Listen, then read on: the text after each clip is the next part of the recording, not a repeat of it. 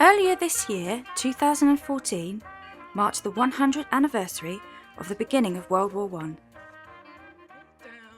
This film has been created from events, projects and contributions from local schools in Aylesbury Vale, showing what's been happening in the area to remember and commemorate this important event.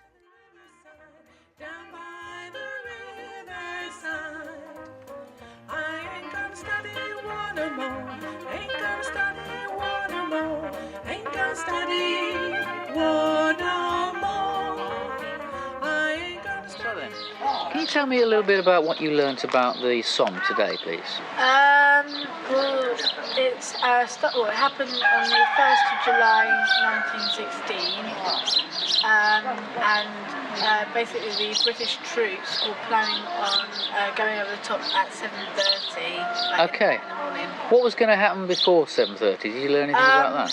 There was, the British troops had dug tunnels underneath no man's land. Okay. Going under the German trenches, Right. and they packed the end of the tunnels full of explosives, and then just as to build up to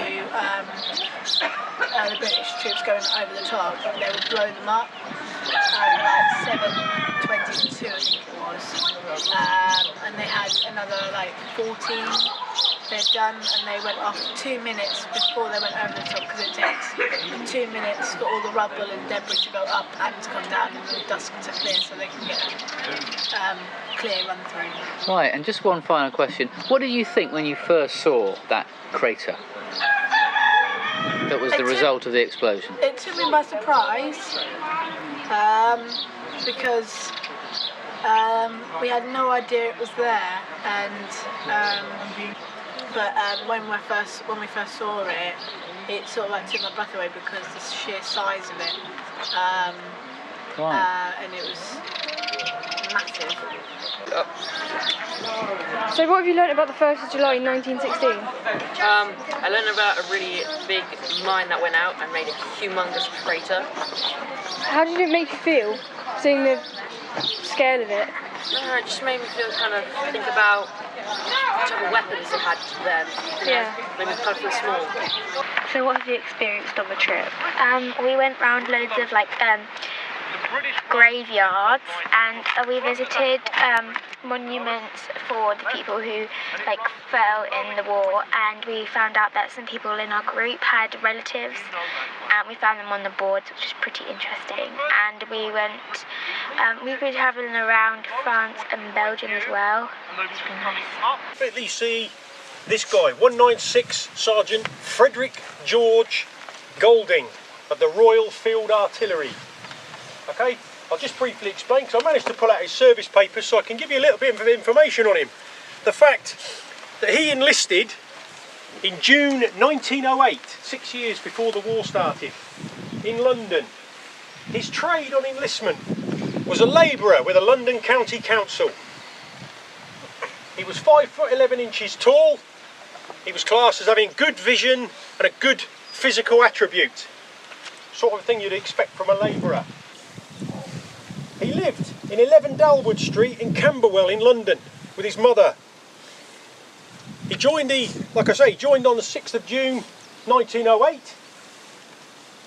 He moved across to France in March 1915 at the rank of bombardier. In July 1916, he was promoted to sergeant to replace a sergeant that had been killed. And on the 20th of August 1916, while the battery was deployed at a place called Bottom Wood in support of the battles going on the Somme, the battery was shelled by German counter-battery fire. And the particular battery that he was with, 2 men were killed, 2 were wounded and 4 were gassed. and Sergeant Golding was one of those who was wounded fairly seriously. He was taken to a first aid dressing station. He was taken there where unfortunately he succumbed to his wounds.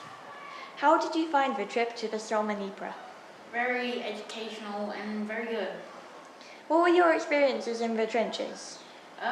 It's very good because instead of reading the book where it just says it's dirty and mucky, you actually feel like you're in there as they explain it to you. I'm given to understand that you found one of your relatives' name. Yeah, H.J. Revels. Who were they to you? He was my great uncle. And where did you find it? I got my parents to search up through the army records. Uncle. He was listed here, Lance Corporal H.J. Revels. He's to the Ox and Bucks Light Infantry, which I guess for where you are is the local county regiment. What did it feel like finding the name? Like, what emotions did you feel? I was very honoured to be there, and I'm not really sure, honoured and proud really.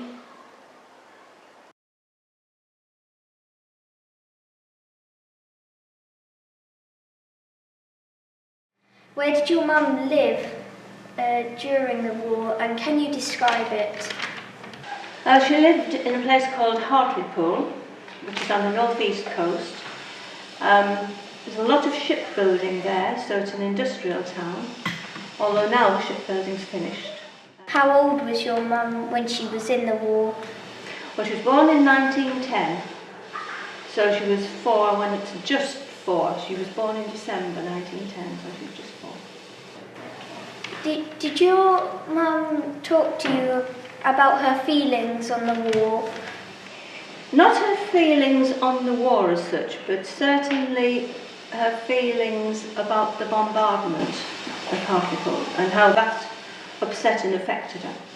And when your mum did talk about the war, what did she say? Well, she spoke mainly about that bombardment. That was the thing that had impressed her more than anything.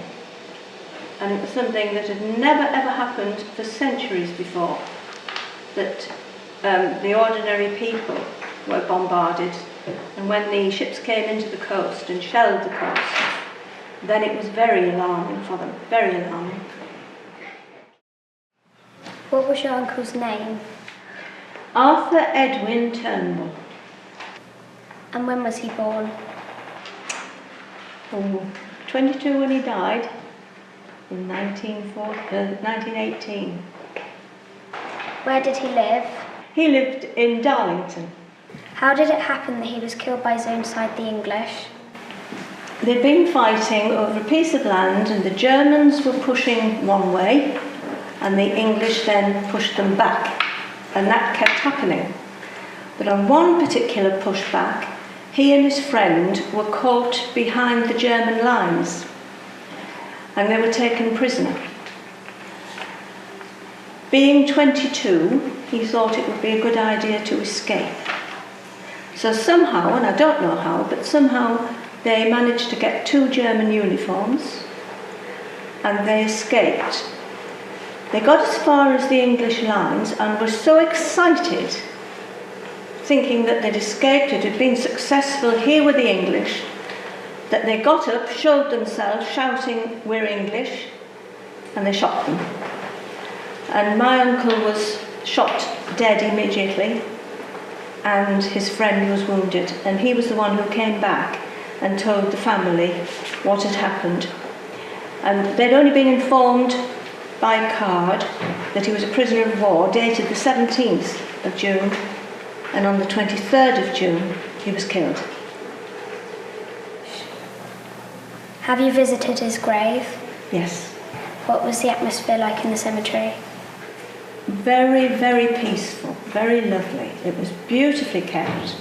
There was a lot of information about what had happened and how the battle had gone, and you felt that they were respected and cared for. So it was a very soothing experience.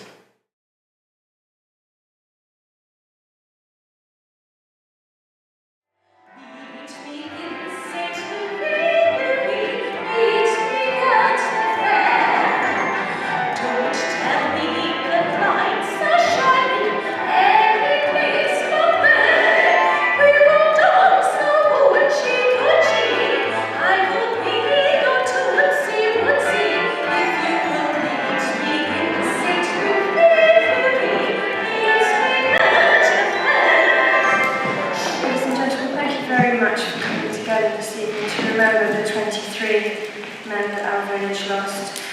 At 10 o'clock we need to turn out the lights and have the candles burning as a mark of respect, which is an initiative the British Legion have instigated nationally. So there are some matches going around, and then there's nothing more to say really other than please remember why we have this hall, remember in whose memory it was built. Thank you for coming, thank you.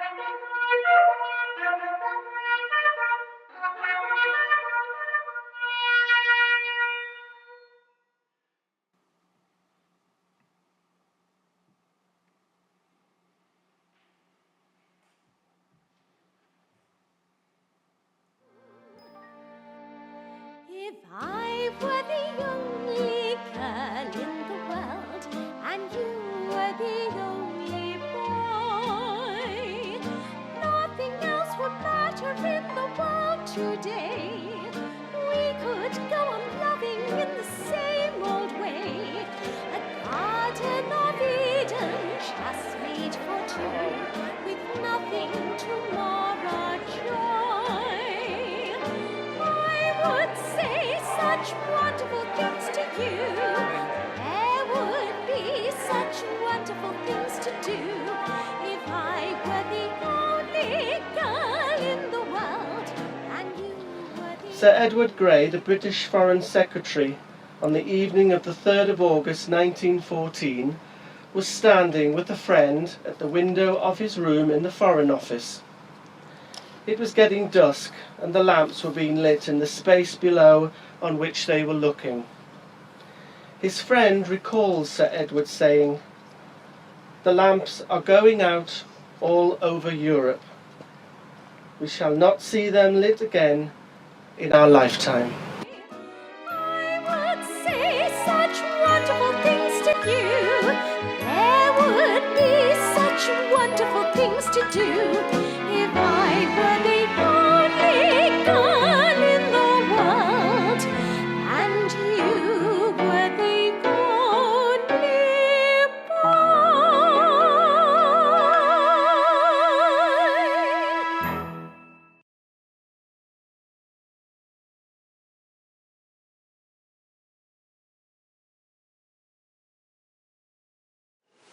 What did Francis do in the war? He was called a sapper in the Royal Engineers, and his job was to go along the front lines. He had a horse with a lot of cable on it, and he was laying telephone lines for the different areas with the trenches so that people could get in touch with each other. So it was quite a dangerous job right on the front. Some of you may have seen pictures of War Horse, have you? Well, they had a big horse like that which he walked along with all the heavy cable on it that he was putting down. He was in the Royal Engineers, which was a separate branch of the army. What happened to him? Well, in 1917, Germans were sending gas bombs over, which had some very nasty mustard gas in it. It was a sort of yellowy gas, which affected people's lungs and could kill them. And he was in this gas attack, and his lungs were badly affected, and so he was taken from the front line into a field hospital. They used to have little hospitals behind the line where doctors could look at the people who were injured and decide whether they could make them better there or whether they'd be sent home to England. And in fact he was sent home to England. You might be interested to see, when he was injured, this was tied onto him Now that's nearly 100 years old, that little envelope. That was tied onto him, and inside it was a little note from the doctors. And this said, it's not very easy to read because doctors' writing isn't always very good, you may know. They do difficult writing, so we can't read it. It said, 5 hours after gas, eyes burned, rather sore throat and cough. And also, I can't read the first bit of it. It says conjunctivitis. That's something that's perhaps nasty to your eyes. And in fact, he was blinded, and he was blind, I'm not sure how long, but for quite some weeks, I think he was blinded. And then there's something else on the back, and it tells what medicine he was given. Again, it's difficult. Sodium bicarbonate was given. That was to drink, I suppose, because that was against the gas. Anyway, that was tied to him. And then the ship, the name of the ship was the Hut 1, and it's got that little note on it there, Hut 1. And the date, it says on the back, the 2nd of the 10th of 17. So that was the 2nd of October he was sent back. He was gassed on the 30th of September and was put in a ship to send home. And on the back it just says, gas shell, to say what had happened to him. Did your father get conscripted? No. So did he go to war with some of his friends? Yes, he did. Sadly, only one of his friends I knew when I was a child came back, and he'd been injured. He wasn't gassed, but he was injured. But my father's best friend was killed, so his memorial is in the Memorial Garden in Lichfield where they lived. Did your father choose to go to war? Did he want to go to war, or did he do it for his country? He did it for his country. I don't think anybody. At first, a lot of the people thought it was going to be fun, I think, and all joined up because they thought, oh, this is a great thing to do, you know, we'll go and play guns. And it wasn't like that. So I don't think that later on, of course, he didn't really want to fight at all because he didn't like fighting. Yes? Was he in the first big explosion? No, I don't think so. But he did tell me once that when the Germans were shelling them and the shells and bombs were coming over the lines, they never seemed to land in the same hole. So if you were near a hole, you got into it quickly. And he said, if you started shelling, you'd jump into a hole that was already there, because that was a hope that the next one wouldn't land in the same place. Yes? What was it like when your dad had problems with his lungs? Well, he suffered badly from a cough all the time.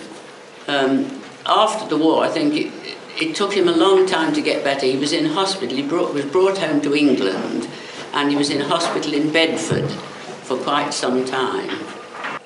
Yes.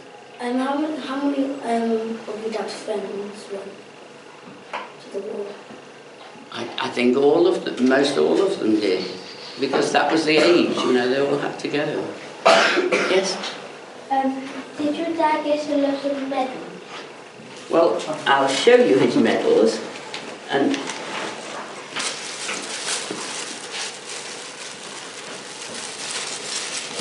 you can have a look at these afterwards. I'll pass them around. That was his cap badge from the Royal Engineers, and that was his shoulder tag, which says Signal Service. Do you want those? I'll put them out somewhere. Now, the interesting thing, in the First World War, these are his 2 First World War medals in France, and everybody had their name put round the outside. If you look very closely, it's printed round here. It says Pioneer FWC Long, RE, Royal Engineers. And those are the 2 wartime medals. That one is his Second World War medal for being in the Home Guard.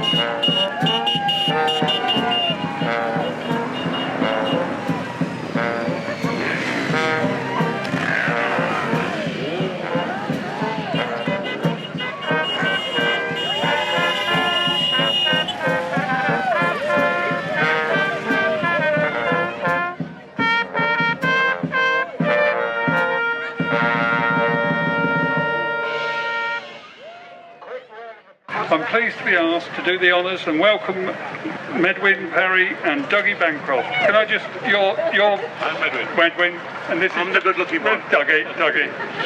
Along with all the bikers taking part to Stoke Hamden, Buckinghamshire, Buckinghamshire's only thankful village. A few words about the meaning of Thankful Village and why it is indeed something to celebrate. Stoke Hamden is recognised as being a thankful village because the men from the parish who went into battle in the Great War all returned home safely. This is why there is not a traditional war memorial here. What a wonderful idea Medwin and Dougie came up to travel across the country visiting all 51 thankful villages, raising funds for the British Legion. We also recognise the tremendous amount of work put into actually organising the whole thing. Well done.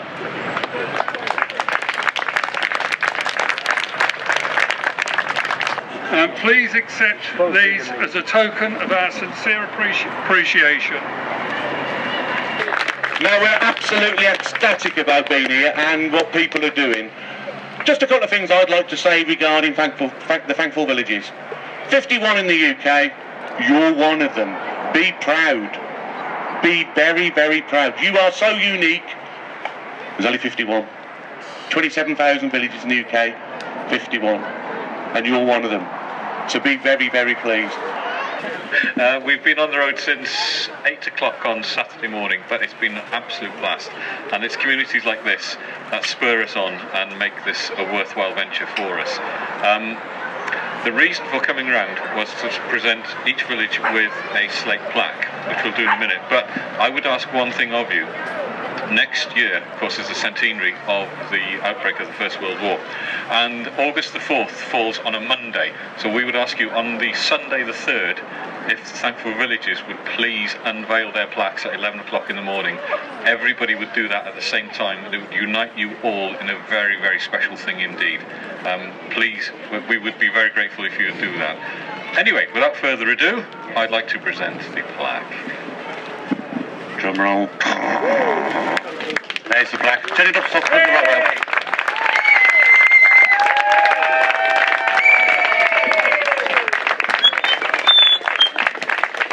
On behalf of Stoke Hamden, the village of Stoke Hamden, I'm proud to accept this gift on their behalf.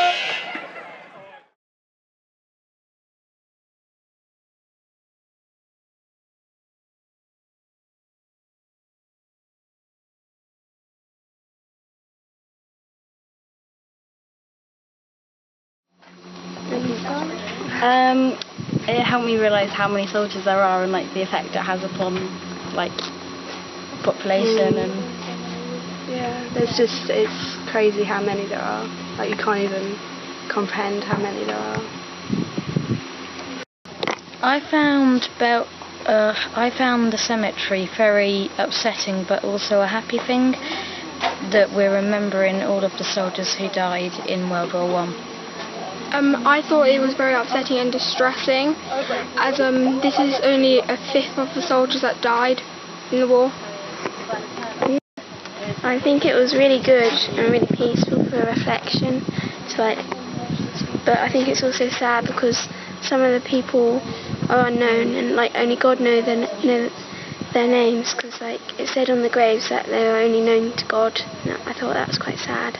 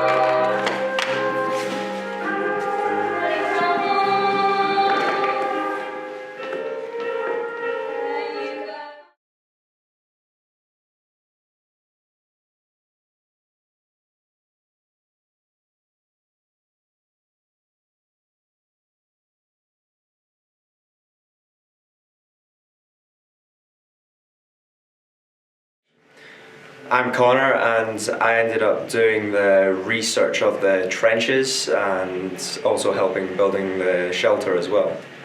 I'm Adam. I researched Akeley during World War I and I helped build the trench as well. Hi, I'm William and I helped build some parts of the trench. We are from Buckinghamshire Cadet Battalion. We actually helped build this trench, well, this side. We came in over the holidays and we did the painting and building of the trench walls, as you can see. We also did some of the research with help from the others, and we also had the privilege to go to Belgium and France and see some of the trenches and layouts there. Well, I guess remembrance is the only way we can truly understand what they did for us, because most of us have family members that actually died and are still in the army today. So it's a way of thanking them for what they did. I went on a battlefield trip last year and we went to lots and lots and lots of cemeteries, and that made us all remember how many people died for us. So I think it's quite important to remember. I think it's good to remember them so we know what they did and how they helped us, and saved our tomorrow. We were in charge of choosing all the colours for the trench.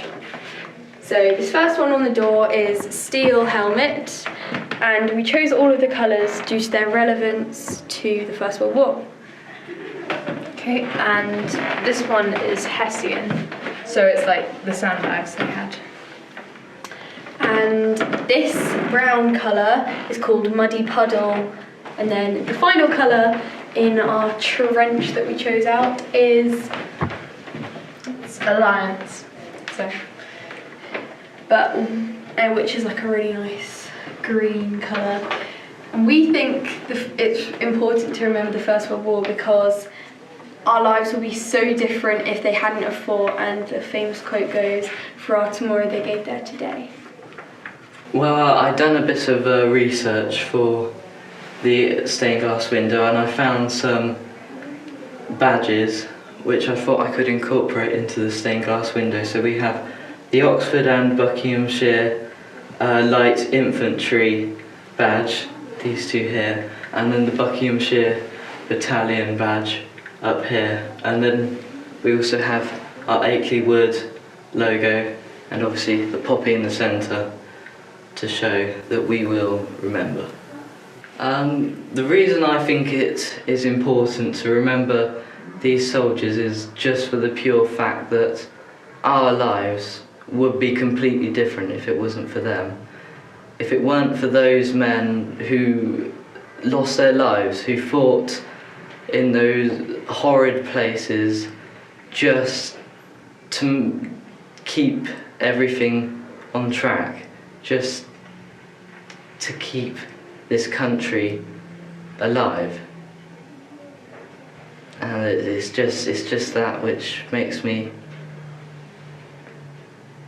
feel happy to say that I've done this, I've played my part, I have been here, I've done something to say I will remember. I thank those people who have lost their lives just for me and for future generations to come.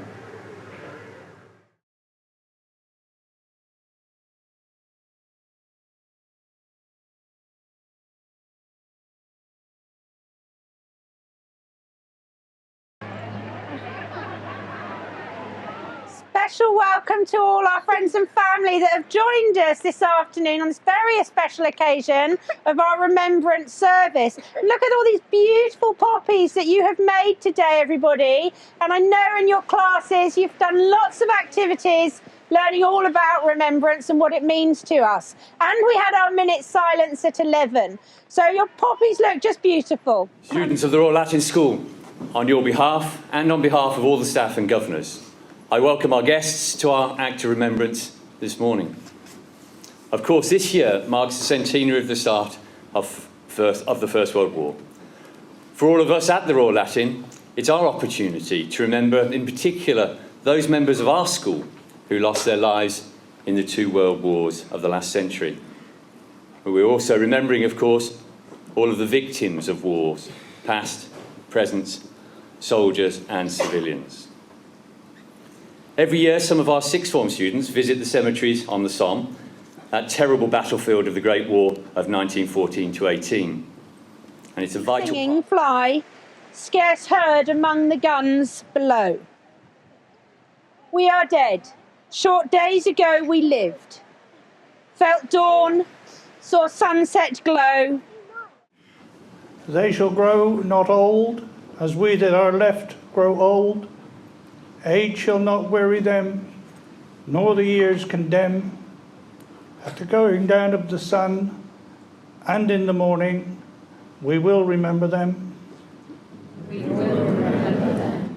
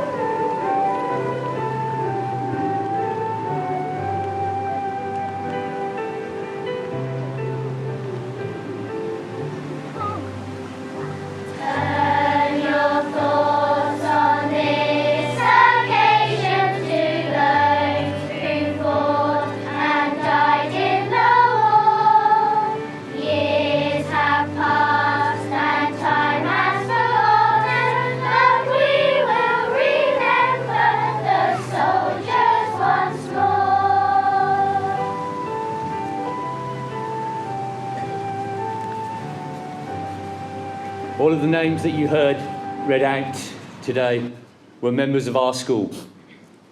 Like you, were standing in the Royal Latin School Hall all those years ago, and it's right that we continue to remember them. Standard bearers, thank you. What a bow. Oh, Danny boy, the pipes are calling from glen to glen.